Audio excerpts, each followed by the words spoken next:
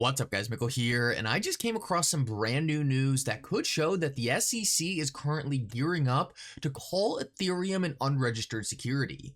Now this is not something I want to happen, but I came across something yesterday and actually talked to a former SEC official, and what I learned is that the SEC looks like they are getting ready to call Ethereum an unregistered security. In this video, I want to share with you what I found because this is something that is not getting reported on at all, and it actually created a lot of confusion during Gary Gensler's testimony yesterday. In this video, I want to break down that situation for you guys, as well as towards the end of the video, talk about why I'm actually not worried at all about the United States' current position towards the cryptocurrency market.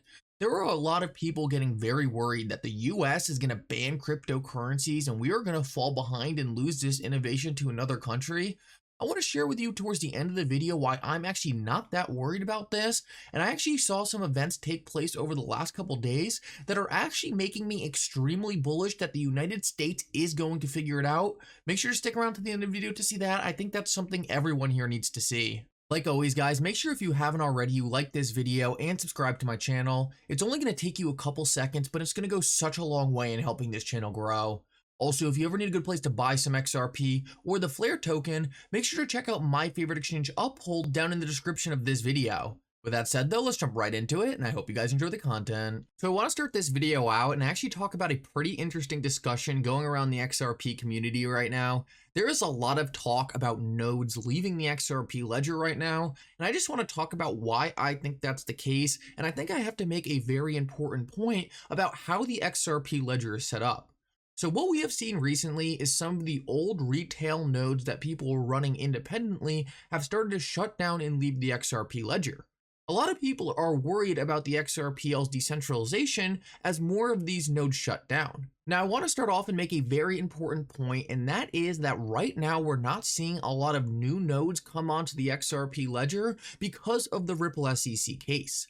A lot of projects that likely want to build on the XRP ledger but haven't yet are waiting for this case to resolve. And the reason for that is, what is the point of building on the XRP ledger right now when you have no idea how the Ripple SEC case is going to end? XRP is about to either be the most compliant cryptocurrency on the market or the least compliant. So it makes no sense to rush to your decision right now. You're better off just waiting and seeing how this case plays out. Most of these projects have limited resources. They want to make sure they deploy those resources as effectively as possible, and if that means taking a couple extra months to develop things, wait for a decision in the Ripple SEC case before you go and build your project on the XRP ledger with the clarity you need, well, that's the decision any smart business person would make. And that means a lot of the nodes that we're going to build on the XRP ledger are likely just holding off and waiting for clarity. Meanwhile, it's a much easier decision to actually leave the XRP ledger right now, because at the end of the day, not running a node on the XRP ledger isn't going to make you any less compliant. If anything, it just gives you less risk. So right now we actually have an imbalance created by the SEC where there's a lot of risk to build on the XRP ledger right now, but not a lot of risk to actually leave it. Now I actually think we're going to have a flip of the switch moment where this completely flips on its head. A moment where XRP actually becomes the most compliant cryptocurrency on the market and projects are rushing to build on a ledger. We're just not at that exact moment right now, and I think that's why we're seeing a slight imbalance in the amount of nodes being created on the ledger versus the amount of nodes leaving. Ultimately, I think as soon as this Ripple SEC case is over, we are going to see this issue fade away. Now, I want to move on and make another very important point, because a lot of people in the XRP community are saying it's not because of the Ripple SEC case, it's really because there's no rewards for running an XRPL validator. And I do agree, more retail would probably run a node on the XRPL if there was rewards for doing it. But I think we need to understand how Ripple set up the XRPL in the first place.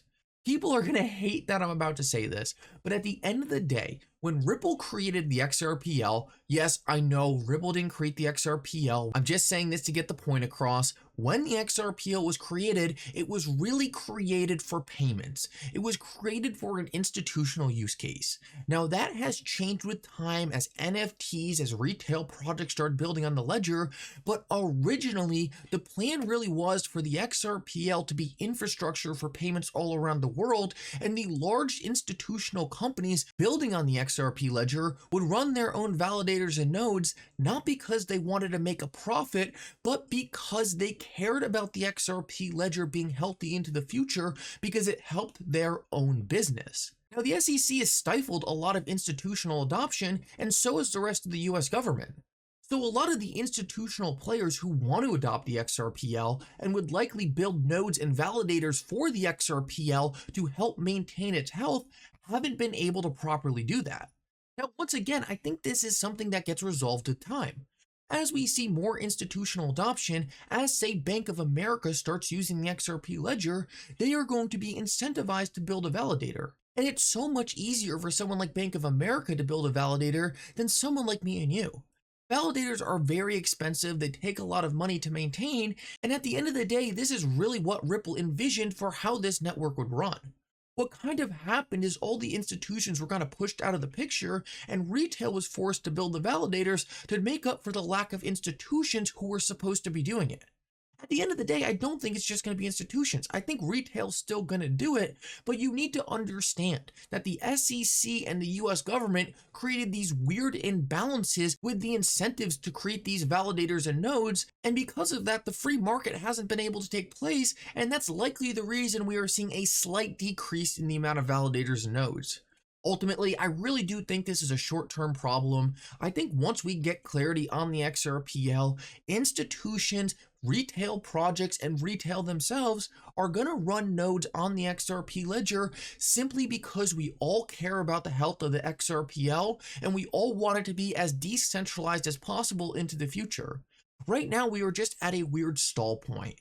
I don't think it's going to last. I think this is a short-term problem, and I really do think the idea of no incentive for running a validator is the best incentive, and people should run a validator for the health of the payment network and not for their own individual profit. Now, I want to move on and talk about a very interesting discussion I actually had with a former SEC official. Now, one of the most confusing things about Gary Gensler's testimony from yesterday was the fact that he refused to comment on the status of Ethereum. And the reason why it was so confusing was, first of all, the SEC already said in the past that they don't think Ethereum's a security. We also know that Gary Gensler has stated multiple times that he pretty much does think Ethereum is a security. He hasn't said it directly, but he's pretty much implied it. So people are wondering, why didn't he just give his opinion? And I actually asked a former SEC official, what's going on here? Why can Gary Gensler give his opinion on Bitcoin and not Ethereum? I thought I just checkmated this guy. How could he possibly defend Gary Gensler saying Bitcoin's not a security, but not being able to comment on Ethereum? And he actually made a very interesting point. I'm going to spare you the entire conversation, but essentially what he was saying is Gary Gensler can only comment on a cryptocurrency if he doesn't think it's a security. If he thinks it's a security, then he's not allowed to comment on it because then he would essentially be accusing them of an illegal security, and he can't do that without an investigation first. So what does that mean? That means Gary Gensler refusing to answer the question probably means that he does think Ethereum is an unregistered security and he does want to go after Ethereum to some degree.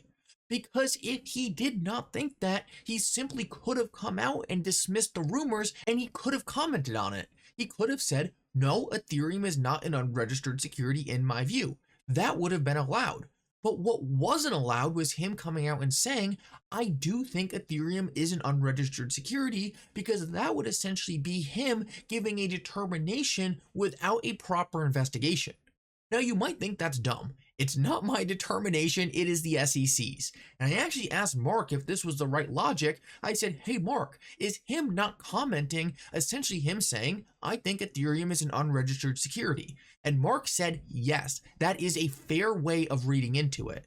So what I think is happening here is we just learned yesterday that Gary Gensler does in fact think Ethereum is an unregistered security. Now, do I think that is some good news? Do I think that is great because suddenly Ethereum's getting what it deserves? No, not at all. I think we're moving in the complete wrong direction here. All people want is clarity. They want a way to build in a compliant manner in the United States. We don't need to be arguing about the definition of these assets for the next 25 years. We just need to know what they are and how to comply. Now, I know a lot of people hear that and say, well, good luck, that's never going to happen, but I do think we're going to figure it out. And the biggest reason why I do think we are going to figure it out in the United States, and this is something I was very worried about, is because the rest of the world is doing it. Stuart Alderati tweeted out yesterday, missed all the excitement yesterday on Gensler's hearing. I am in London, spending time with our team focused on growing our business. Can't tell you how inept the SEC looks from this side of the pond. So what we see right here is the rest of the world is ignoring the United States. The rest of the world is ignoring the SEC. And I was terrified this was not going to happen. I was scared the rest of the world was going to look at the United States and say, oh, well, that's the big bad United States. We need to follow them. We can't do our own independent thing. We need to follow the US. But that is not happening at all. These other countries realize we are losing out on this technology. They realize that it is about to go overseas and build in new places. It's their chance to get the internet back. We built the internet in the US, and these other countries are realizing, hey, if we open our doors, it will be built here instead. Just the other day, we actually saw Russia draft a law that allows crypto to be used for international trade settlement. These are things that are not just minor things like, hey, build a project here. This is signing into law the use of cryptocurrency technology literally for traditional financial needs. This is absolutely massive, and it's going to force the US to capitulate. If Russia tells the US, hey, if you want to buy this oil from us, you need to pay us in crypto, what is the US going to do? They need a strategy to handle it.